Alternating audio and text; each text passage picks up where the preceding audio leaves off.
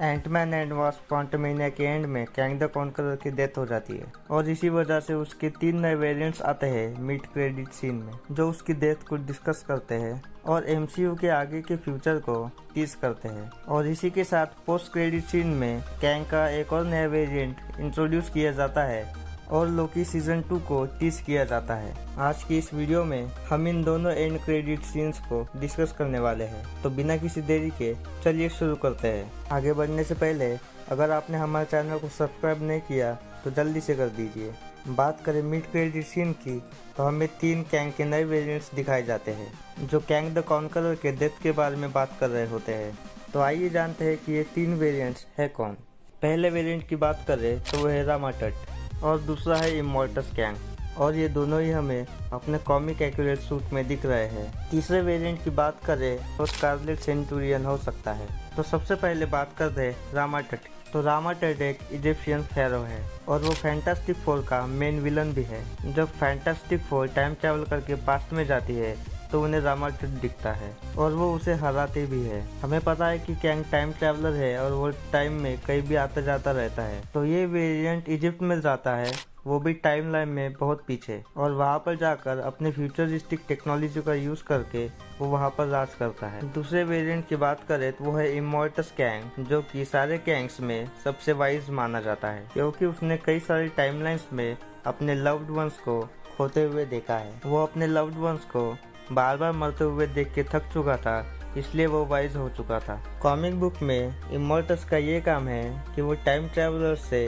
Time keepers को बचाता है या फिर टाइम लाइन्स को बचाता है, और वो एग्जिस्ट करता है टाइम लाइन के बिल्कुल एंड में, जैसे कि ही हू रिमेन्स। हालांकि वो फैंटास्टिक फोर और एवेंजर्स का मेन विलन है, फिर भी उसने एवेंजर्स की मदद की है टाइमलाइंस को बचाने में। इसी मिड क्रेडिट सीन में हमें आगे बहुत सारे कैंग के वेरिएंट्स दिखाए जाते हैं, और यहाँ पर जो ये फ्रेम है ये कॉमिक बुक से एग्जैक्ट उठाया गया है, मतलब कि कॉमिक बुक का पेज लाइव एक्शन में अडेप्ट कर लिया। और ये जो ग्रुप है इन्हें काउंसिल ऑफ कैंग्स कहा जाता है। तो काउंसिल ऑफ कैंग्स का जो लीडर है उसका नाम है प्राइम कैंग, और कॉमिक बुक में प्राइम कैंग ने इमॉर्टस को बेवकूफ बनाकर सारे के सारे कैंग्स को मार दिया था। तो काउंसिल ऑफ कैंग्स से ये तो कंफर्म हो जाता है कि एवेंजर्स कैंग डायनेस्टी में हमें कैंग के 100 से भी ज़्यादा वेरिएंट्स दिखने वाले हैं। चलो अब मैं डिफरेंस बता देता हूँ कॉमिक के काउंसिल ऑफ कैंग्स और लाइव एक्शन के कैंग्स में। मिड क्रेडिट सीन से ये तो पता चल रहा है कि इमॉर्टस इस काउंसिल का लीडर है और वो अपने वेरिएंट्स के अगेंस्ट में नहीं है,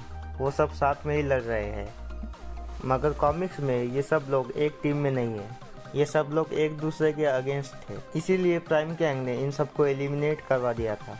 बात करें इन सभी कैंग्स की तो इन सब के पास अपना खुद का किंगडम है और ये कहीं ना कहीं पर राज करते हैं। पर जब इस मूवी में कैंग द कॉन्करर मर जाता है तब उन्हें लगता है कि एंटमैन या फिर एवेंजर्स उनके लिए खतरा बन सकते हैं, और इसी वजह से उन्होंने सारे के सारे कैंग्स के वेरिएंट्स को यहाँ पर बुलाया है उनके बारे में डिस्कशन के लिए। और इस मिड क्रेडिट सीन ने 2 मूवीज़ को तो कंफर्म कर ही दिया है, पहली है एवेंजर्स कैंग डायनेस्टी और दूसरी fantastic four.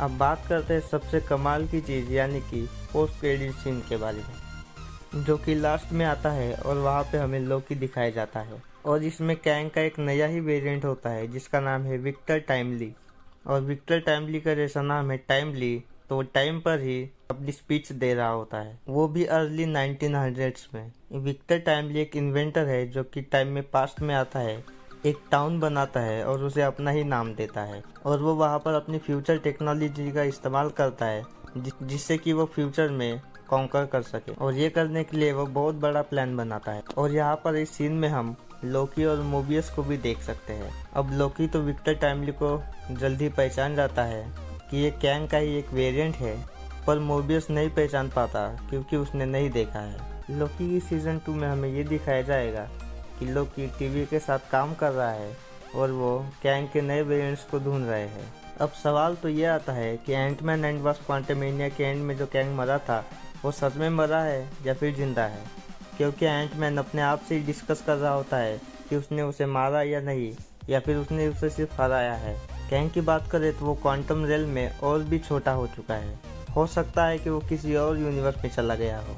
Post credit scene और मिड क्रेडिट सीन में मुझे तो यही समझ में आया है आप लोगों के पास कोई नई डिटेल है तो आप हमें कमेंट करके बता सकते हैं। और अगर आपको वीडियो पसंद आया तो आप वीडियो को लाइक और चैनल को सब्सक्राइब कर सकते हैं। तो मिलते हैं आपसे अगले वीडियो में, तब तक के लिए बाय बाय।